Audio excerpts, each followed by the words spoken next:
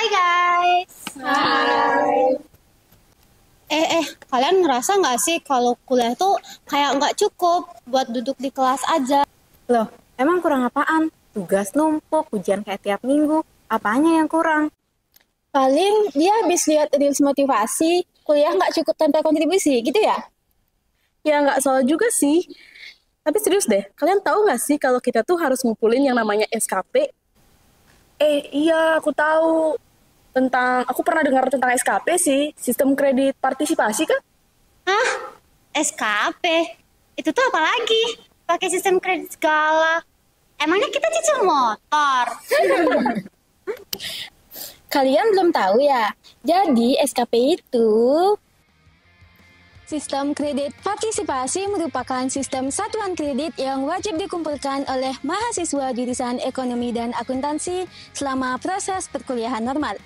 Sistem kredit partisipasi ini disingkat dengan istilah SKP.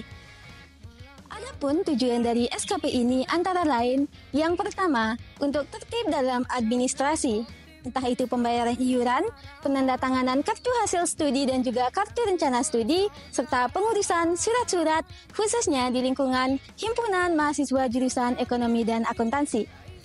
Yang kedua, untuk meningkatkan partisipasi mahasiswa dalam kegiatan HMJ Ekonomi dan Akuntansi, serta yang ketiga, untuk meningkatkan minat mahasiswa dalam berorganisasi dan juga berprestasi, baik itu di lingkungan kampus maupun di lingkungan luar kampus.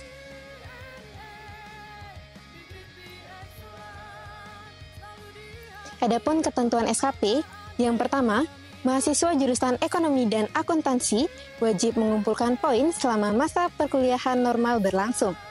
Yang kedua, SKP ini dikumpulkan selama menjadi mahasiswa aktif jurusan ekonomi dan akuntansi dengan total 200 poin dan dapat dikumpulkan melalui HMJ ekonomi dan akuntansi untuk diperhitungkan total poinnya. Maksimal saat mencari dosen pendamping atau dosen pembimbing untuk keperluan skripsi atau tugas akhir. Proses pengisian SKP diawali dengan pengumpulan berkas-berkas berupa sertifikat keaktifan ataupun prestasi selama masa perkuliahan oleh mahasiswa melalui Google Formulir yang telah disediakan oleh HMJ Ekonomi dan Akuntansi. Kemudian, setelah poin pertama lengkap, maka akan dilanjutkan dengan perhitungan poin oleh HMJ Ekonomi Akuntansi.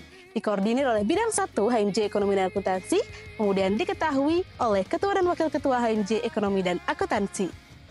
Kemudian, setelah perhitungan selesai, jumlah poin yang diperoleh oleh seluruh mahasiswa akan dilampirkan dalam laman Google Spreadsheet yang telah disediakan oleh HMJ Ekonomi dan Akuntansi. Terakhir, hasil perolehan poin SKP akan dibagikan ke seluruh mahasiswa jurusan Ekonomi dan Akuntansi melalui Google Spreadsheet.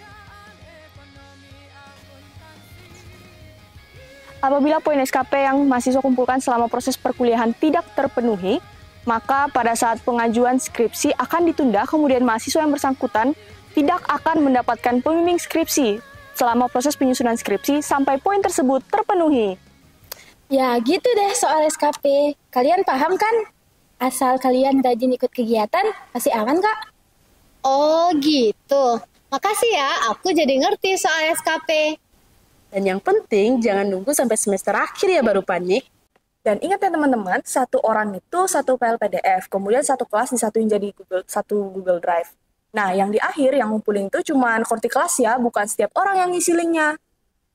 Buat info lebih lengkap bisa cek panduan resmi dari HMJ Ekonomi dan Akuntansi dan segala sosial medianya. Yuk mulai kumpulin SKP dari sekarang!